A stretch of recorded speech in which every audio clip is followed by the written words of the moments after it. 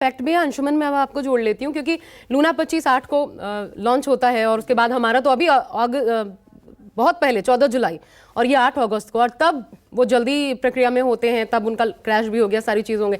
ये क्या है डिफरेंस, से क्या है कि वो इतनी तेज़ी से आगे बढ़े और हमारा वक्त लेता चला गया? इसको देखिए इस तरह से समझते हैं कि जो हमारा इंडिया का रॉकेट है LVM-3 जिसने चंद्रयान-3 को लॉन्च किया, तो वो एक एवरेज साइज का रॉकेट है, मतलब जिसकी हाइट आपके 43.5 मीटर है।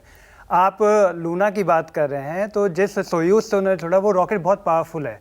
तो उस पावरफुल वो काफ़ी ज़्यादा फ्यूल लेके जा रहा है, और वो जितना फ्यूल लेके जा उसको बर्न करके वो हमने उस डिस्टेंस को कम कर दिया है। इंडिया के केस में बिकॉज बजट भी हमारा लो है, आप देखो लूना, आप जो लूना 25 की बात कर रहे हैं तो करीब 16,000 करोड़ कुछ उसका यहाँ पे बजट था, और उस बजट में उन्होंने काफ़ी सोफिस्टिकेटेड चीज़ें लगाई। रॉकेट उनका पावरफुल है, इतना वो फ्यूल कैपेसिटी वो ले जा सकता है कि उसको बर्न करके सीधा लूनर लाइक इंसर्शन ऑर्बिट में भेजा। साइंस की दुनिया में जब इतनी उम्मीदें, मैं चंद्रयान-3 से इतनी उम्मीदें, अभी तो पूरी दुनिया ही देख रही है, सिर्फ भारत के लिए नहीं बल्कि पूरी दुनिया देख रही है कि हाँ इससे हासिल क्या होता है। तो इसमें क्या साइंस की दुनिया में जैसे नासा हो गया या फिर रॉसकॉस्मोस या फिर हमारा इसरो, क्या वो सामंजस्य नहीं होता कि अगर यहाँ पे कोई मिशन लॉन्च की तैयारी में है तो फिर उनसे सपोर्ट मिले या ईंधन वो हमें, क्योंकि उनका रॉकेट मजबूत, वो रॉकेट हम इस्तेमाल कर पाते, उस पहले तो हमको खुद ही प्रूफ करना था कि हम इंडिजिनियसली खुद ही हम अपने ही चीज़ों को यूज़ करके, अपने ही ज्ञान को यूज़ करके टेक्नोलॉजी डेवलप करें। अब आप इसरो का रिकॉर्ड देखें तो हमारे रॉकेट बहुत सक्सेसफुल हैं। हम बहुत ही कम बजट में रॉकेट लॉन्च करते हैं, हम दूसरे के सैटेलाइट लॉन्च कर रहे हैं, उनके प्रोजेक्ट को हम लॉन्च कर रहे हैं, तो हमारा ट्रैक रिकॉर्ड अच्छा है। तो हम धीमे धीमे अपने रॉकेट को भी अपग्रेड करते जा रहे हैं। फ्यूचर में हमारा LVM-3 से भी पावरफुल रॉकेट होगा, और जो बिकॉज हमारे पास लिमिटेड, अभी आप ये कहें कि लिमिटेड फ्यूल था, लिमिटेड क्वांटिटी में हम भेज सकते हैं, तो हमने अर्थ की ग्रेविटी को यूज़ किया। हम उसको मतलब 5 चक्कर काटे, फिर हम लूनर इंजेक्शन ऑर्बिट में गए, फिर हमने मून के चक्कर काटे, देन आज हम ट्राई करें लैंड करने को। इन केस ऑफ लूना 25 उनका पावरफुल रॉकेट होने की वजह से वो टाइम बड़ा कम हुआ, बट कुछ कमांड ऐसे गए लूना 25 में जिससे उसका ऑर्बिट जो है, मतलब जो भी आपका रॉकेट बर्न होना था करीब 84 सेकंड के लिए प्लान था, पर वो ज़्यादा बर्न हो गया। उस चक्कर में उनका ऑर्बिट कम हुआ और वो क्रैश लैंड किया, मतलब वो it just start to rotate और अनकंट्रोलेबली रोटेट हुआ, और वो एक जगह लैंडिंग साइट क्या है उसका भी पता नहीं है, वो तो रॉसकॉस्मोस से हमको पता चलेगा।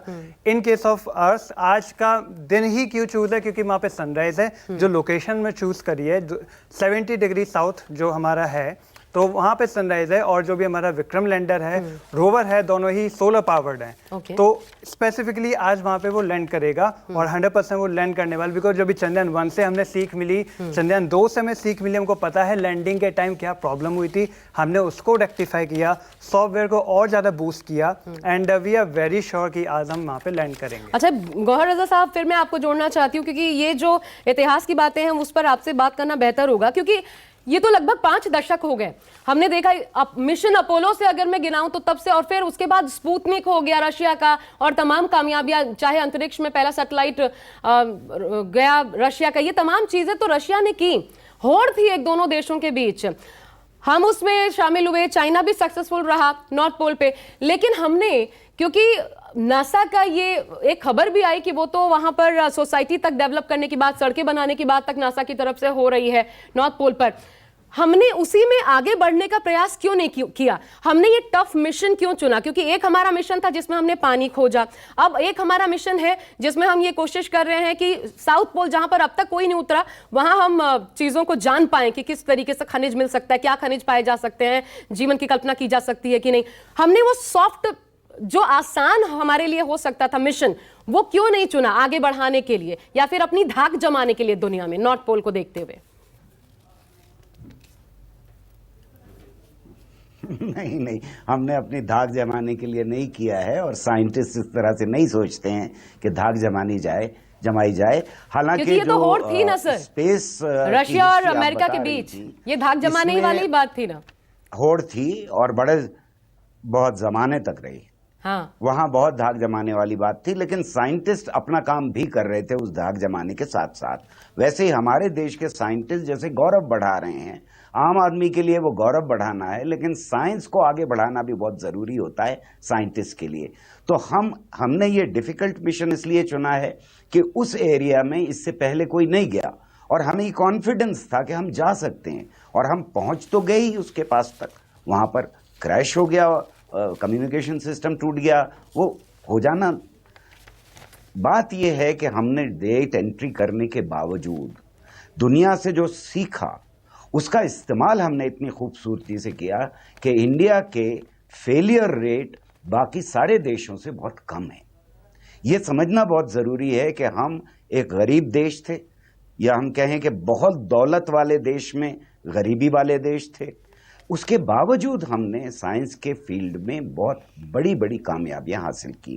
खास तौर से इसरो इसलिए नजर में आ जाता है कि वो बहुत ड्रामेटिक चीजें हो रही हैं उसमें, लेकिन और फील्ड्स में भी हमने बहुत बड़ी बड़ी कामयाबियां हासिल की हैं।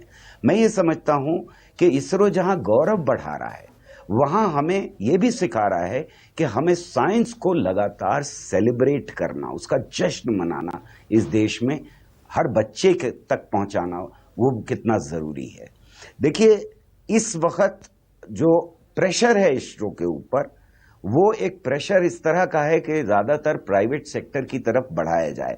उसकी टेक्नोलॉजिकल बेस बढ़ाना बहुत जरूरी है, मैं उससे इनकार नहीं करता, लेकिन मैं ये समझता हूं कि आगे आने वाले वक्तों में हमें उसकी साइंटिफिक बेस, वैज्ञानिक बेस बढ़ाने की जरूरत पड़ेगी।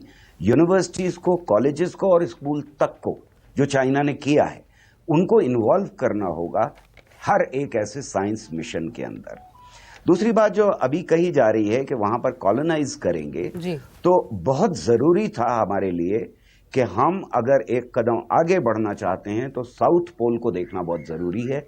वहां पर सिस्मिक कंडीशंस क्या होती हैं, यानी कंपन अंदर जो हो रहे हैं वो किस तरह के हैं। अगर कॉलोनाइज करना है तो जरूरी है वहां के खनिज पदार्थ क्या हैं वो जानना जरूरी है, और सबसे बड़ी जरूरत है पानी की, जिससे हम ऑक्सीजन बना सकें, ताकि ऑक्सीजन जिंदा रहने में हमारे काम आ सके। एक हीलियम 3 की खोज भी होगी सर, वो हीलियम 3 किस प्रकार की मदद करता है, उससे क्या पता चलेगा? ये बड़ा इंपॉर्टेंट बताया जा रहा है, हीलियम 3 गैस। देख हीलियम की जो इम्पोर्टेंस है वो हमारे साइंटिफिक और आगे के जो प्रोजेक्ट्स हैं उनके लिए बहुत इंपॉर्टेंट है। जैसे हाइड्रोजन की बहुत जरूरत है हमको, यानी अगर हमको चांद को एक ऐसा स्टेशन बनाना है जो पेट्रोल स्टेशन की तरह से काम करे, जैसे रास्ते में हम फ्यूल लेके जाते हैं, लेकिन फ्यूल लेकर के पेट्रोल कितना लेकर के जाएंगे, हम एक लिमिटेड लेवल पे ले जा सकते हैं। तो हीलियम भी हो, ऑक्सीजन हो, हाइड्रोजन हो, अगर ये चीजें मौजूद हैं और कार्बन डाइऑक्साइड के कुछ ट्रेसेस मिलते हैं हमको अगर, तो ये खनिज पदार्थ हम आगे न सिर्फ ये वहां जिंदगी बसाने के लिए इस्तेमाल कर सकते हैं, बल्कि वो हमारा एक फ्यूल स्टेशन यानी पेट्रोल स्टेशन जिसको कह सकते हैं हम, उस तरह से आगे जाने के लिए, आगे बढ़ने के लिए इस्तेमाल कर सकते हैं। अरे यही खासियत है, इसलिए मैं दर्शकों को बता दूं, ये न्यूज़ 24 पर बेहद आसान भाषा में अभी गौहर रजा साहब ने आपको समझा दिया।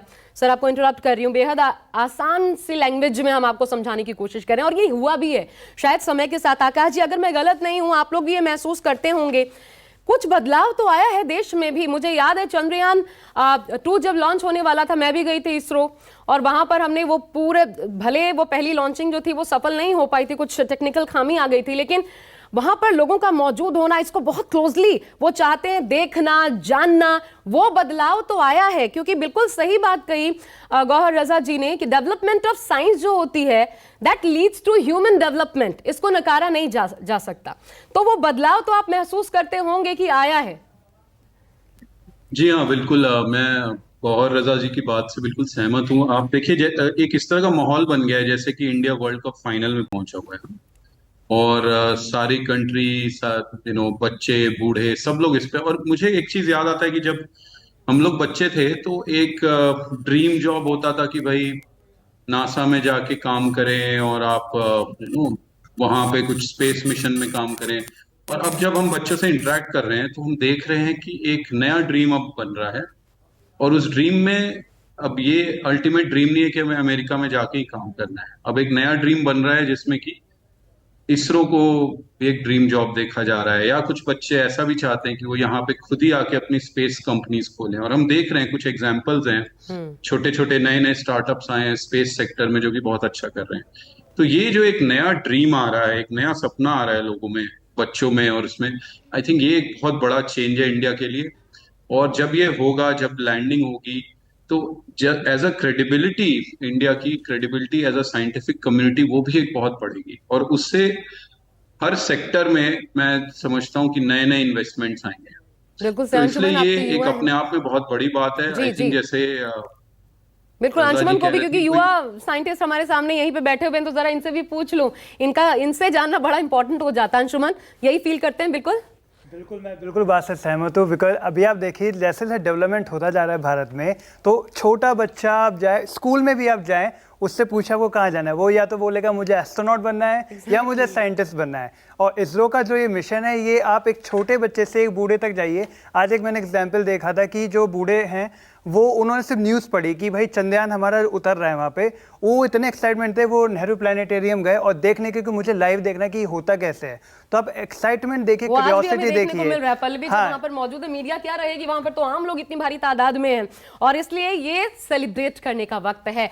5:44, याद रखिए हमने कमांड सेंटर की तस्वीरें आपको दिखाई थी, लेकिन भीतर होता क्या है उस वक्त? गूज बम्स तो होते हैं, आंखों में आंसू होते हैं, बहुत सारी चीजें हो रही होती हैं, वो सब समझने की कोशिश करेंगे क्योंकि हमारे साथ बहुत खास मेहमान है। एक छोटा सा ब्रेक जारी है। चांद पर जय हिंद।